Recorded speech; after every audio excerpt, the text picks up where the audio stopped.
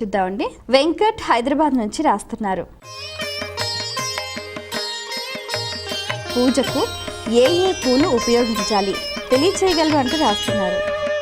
పూజ వచ్చేటప్పటికి మంచి సువాసనతోటి కూడినటువంటి పూలు మనకి ఎంతో చక్కగా చామంతిక, వకుళ, పున్నాగ, జాజి, కరవీర రసాం పుష్పై బిల్వప్రవాళ తులసీదళ మల్లికాభిస్వాం పూజయామి జగదీశ్వర వాసుదేవ ఆరామ పుష్పాణి మనోహరాని జలాశయస్థాని సుపల్లవాని సువర్ణ పుష్పాణి మయార్పితాని గృహాణ పాదాబ్జ నిష్ట్యూత నదీ ప్రభ. ఇలా రకరకాలైనటువంటి పూలు మనకి చెప్పారు. చక్కటి సువాసనలు వచ్చేటటువంటి పూలు, వీటిని మాత్రమే వాడాలి.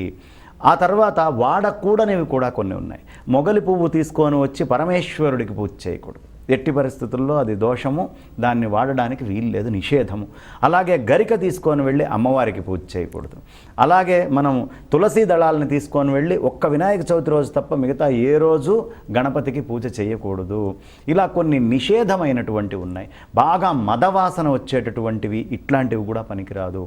దేవగన్నేరు ఇలాంటివి, పారిజాతం అయితేనేమిటి, అలాంటి చక్కటి సువాసనతోటి కూడినటువంటి గన్నేరు అన్నీ కూడా భగవంతుడికి వాడచ్చు.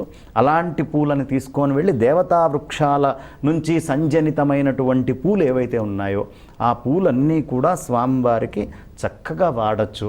ఆ స్వామివారికి అక్కడ పూజ చేయటం వల్ల అన్ని రకాల పూలలోంచి ఉద్భవించేటటువంటి శక్తి ఈ సాధకుడు ఎవరైతే పూజ చేస్తున్నాడో వాడిలోకి చేరి సంపూర్ణమైనటువంటి అనుగ్రహము, ఆ నిర్మాల్యము యొక్క శక్తి వాడికి లభిస్తుంది.